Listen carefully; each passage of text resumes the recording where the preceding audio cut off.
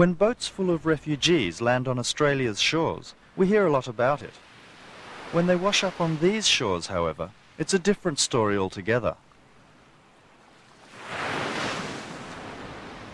A year and a half ago, a terrifying journey that started on Bali ended not where it was supposed to end in Australia, but here, on another Indonesian island, Sumbawa. دمی کشتیوان ما آدمی کسی نبود که به دریا بلد باشه.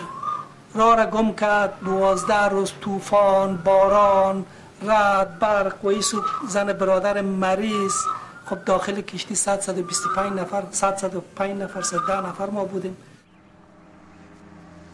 After their Australia-bound boat broke down just offshore, the mainly Afghani passengers were taken to the provincial capital, Sumbawa Besar, and detained by the Indonesian police.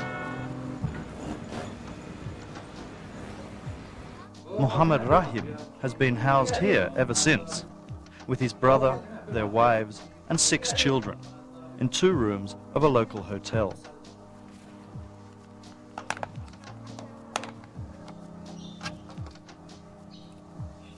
His youngest son was born on the boat, in a storm, as the waves crashed over them.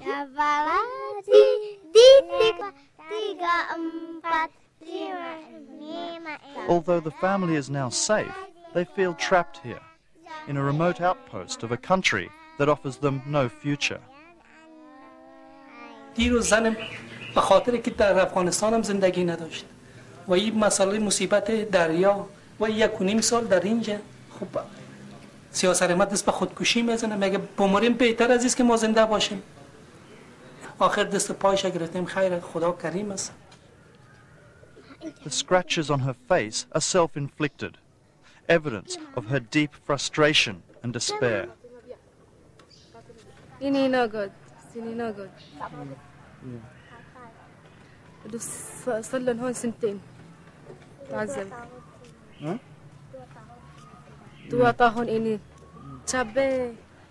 What people are trying to do is to travel to those countries where they would like to be a refugee, rather than staying where they are safe and secure. I mean, these people are not in any danger. They're safe and secure in Indonesia. They're being supported. But what they're saying is we demand to be resettled in a country where we believe there will be better support available to us financially and in health terms than perhaps is available in Indonesia. Middle Eastern asylum seekers are now incarcerated across Indonesia.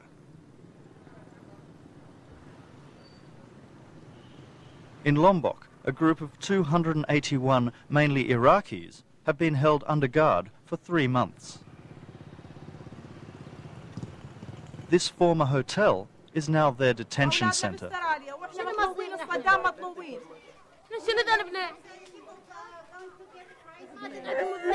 They're still waiting to see the United Nations High Commission for Refugees, the UNHCR, which is responsible for assessing their asylum claims. No, there is no one from the United Nations come to us. You know, since 4 months or a little least, there is no United Nations. No one care about us.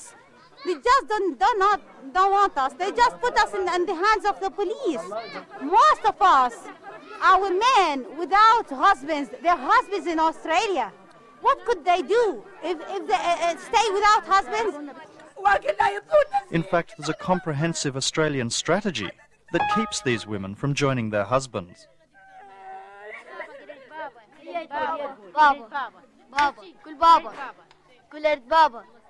The Australian government is paying the Indonesian authorities to catch the boat people and paying the International Organization for Migration to feed and house them.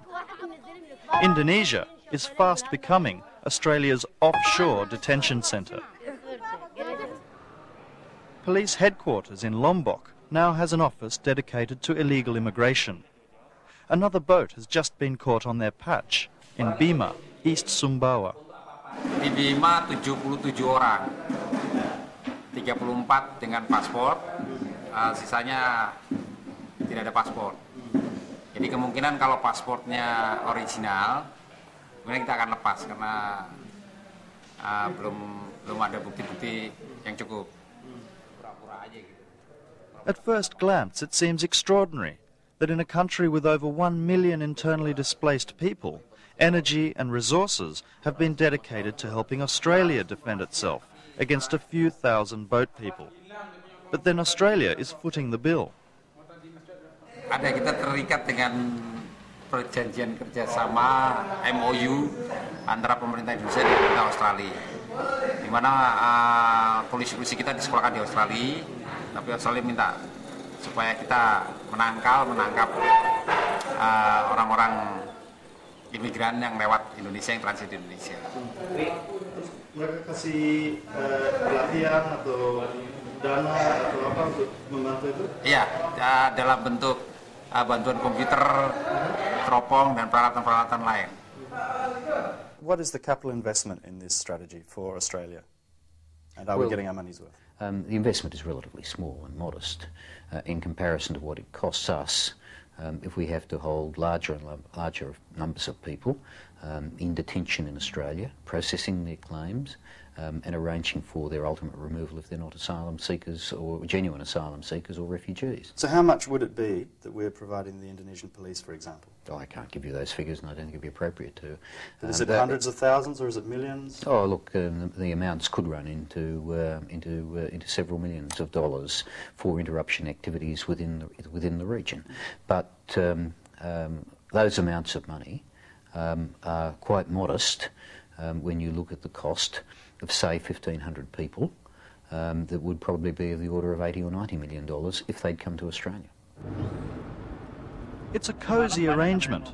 The cash-strapped Indonesian police force gets much-needed external funding, and Australia gets willing contractors to help stop the boats before they leave.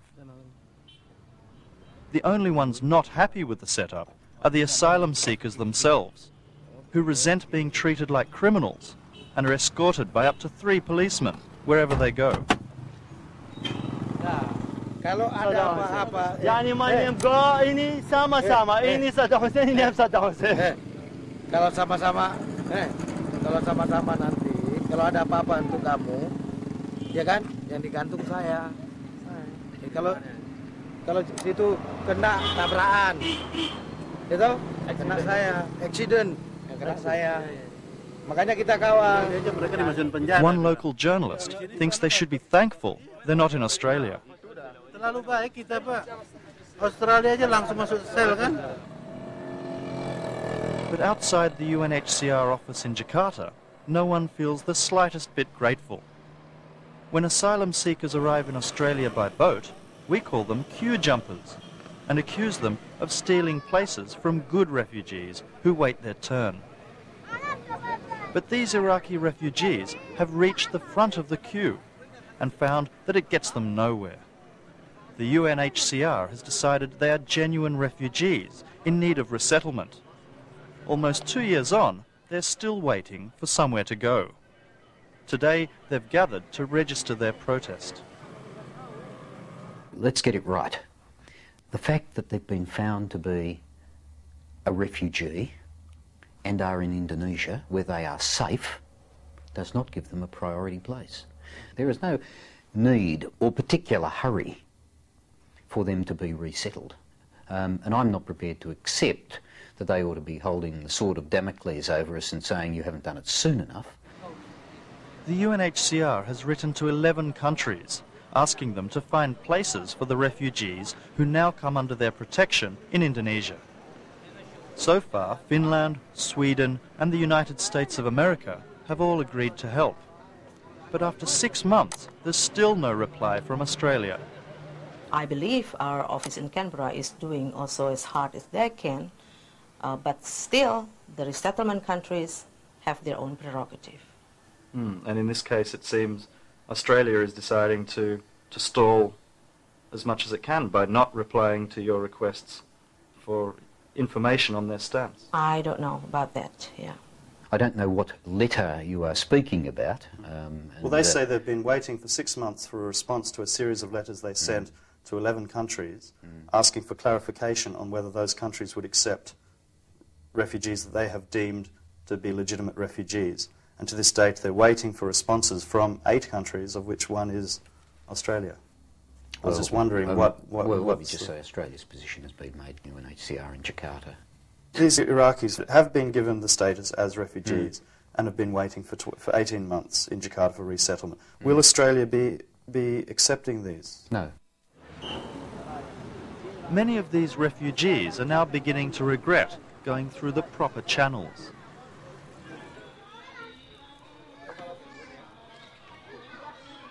In this Jakarta hotel, Hamid, who is Palestinian, says he's not about to make the same mistake as his Iraqi friends.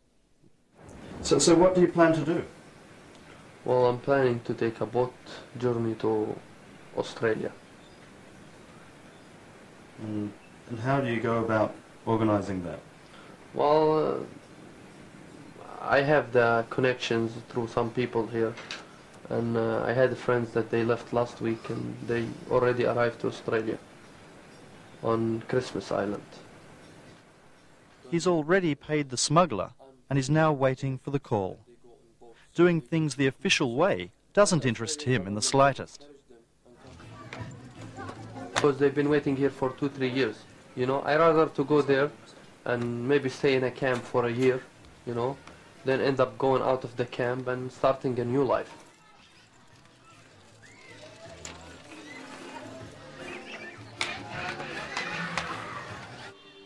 I invited Hamid to watch a video that describes what he and his Iraqi friends can expect if they jump the queue. The detention centers are often thousands of kilometers from major cities and located in remote areas, sometimes deserts. Even in countries... Australia's Immigration Department produced this video to try and convince would-be boat people that it is not worth the risk. So is Australia's scare campaign having the desired effect?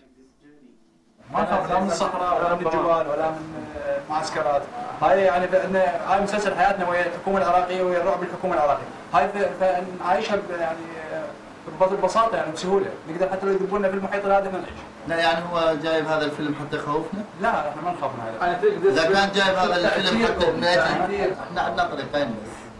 طريق اليو ان وطريق البحر مع استراليا. فاحنا في طريقنا إلى اليأس من حلول اليو ان. اليو ان ما في عليها غير كلمة واحدة هي ويت. Why do they have a greater priority than those who have been languishing in refugee camps for years elsewhere? What is the claim for priority? Except that they had money and were free enough to travel to Indonesia. Every decision you take which rewards people with an outcome that is tantamount to a migration outcome invites more people to do the same.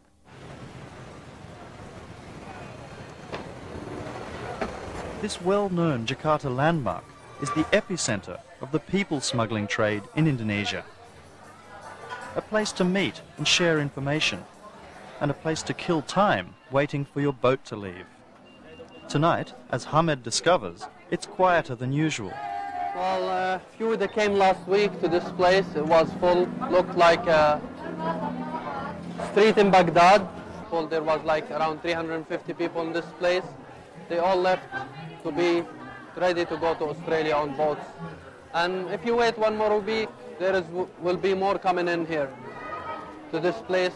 And the same process all over. It's an ongoing process. Thank you.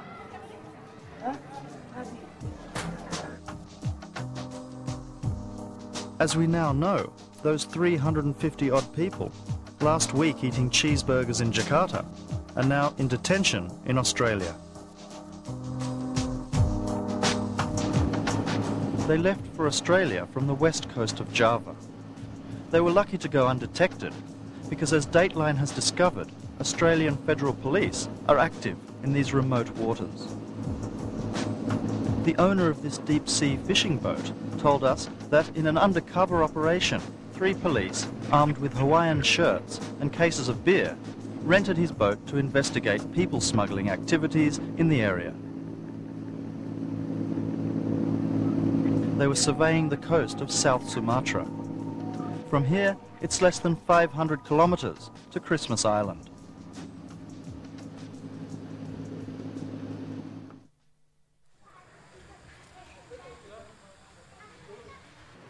Back in Sumbawa, the Afghani families appear to have settled in.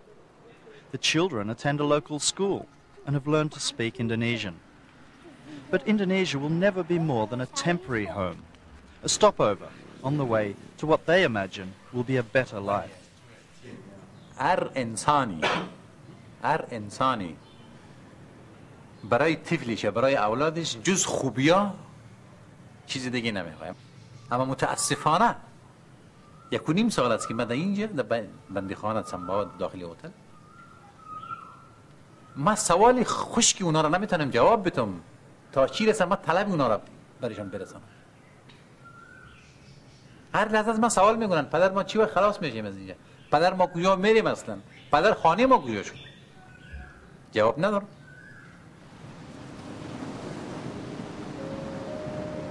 Knowing the reception that awaits boat people in Australia, one can't help but wonder whether this family at least would be better off staying where they are.